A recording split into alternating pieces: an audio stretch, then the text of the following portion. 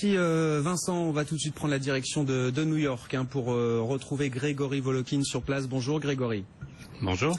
Le président de Mescart Financial Services, avec des marchés américains qui vont ouvrir dans moins d'une demi-heure. On attend du vert à l'ouverture. On a eu ce chiffre d'inflation pour le mois d'octobre, le CPI.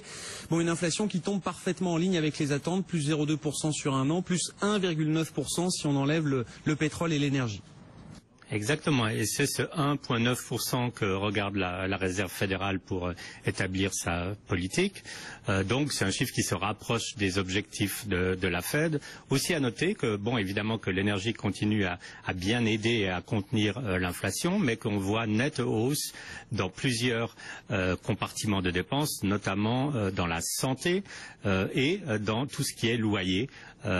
Les loyers, il suffit de voir à New York, que ce soit en forte hausse aux États-Unis ces dernières années.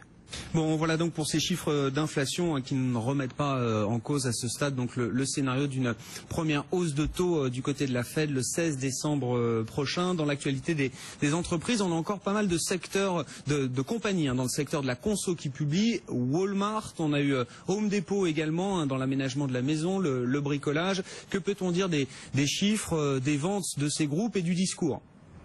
D'abord, on peut dire qu'il y a des résultats très différents selon les chaînes. Vous vous souvenez que la semaine dernière, c'était Macy's, la grande chaîne de magasins, qui avait vraiment déçu. Aujourd'hui, Walmart ne déçoit pas uniquement parce qu'ils avaient déjà préannoncé 2 fois des résultats relativement mauvais. Ils avaient annoncé ça au mois d'août et au mois d'octobre. Donc l'action avait déjà bien corrigé de plus de 15%. Et ils arrivent tout juste au-dessus de ce qu'ils avaient préannoncé. Croissance des ventes à magasins semblable de 1%. Croissance des ventes à Sam's Club, le discounter de 0,4%. Il n'y a pas de quoi vraiment faire sauter le champagne. Par contre, Home Depot est toujours vraiment peut-être la compagnie la mieux gérée aux États-Unis parce qu'en fait, non seulement ils n'ouvrent plus de magasins, ils n'ont pas besoin de ça, mais ils maintiennent un taux de croissance de pratiquement 5%. Et à noter que ces 5% de croissance des profits sont exactement en ligne avec l'appréciation sur une année du prix de l'immobilier aux États-Unis. Donc c'est assez intéressant et là le marché salue très bien ces résultats de Home Depot.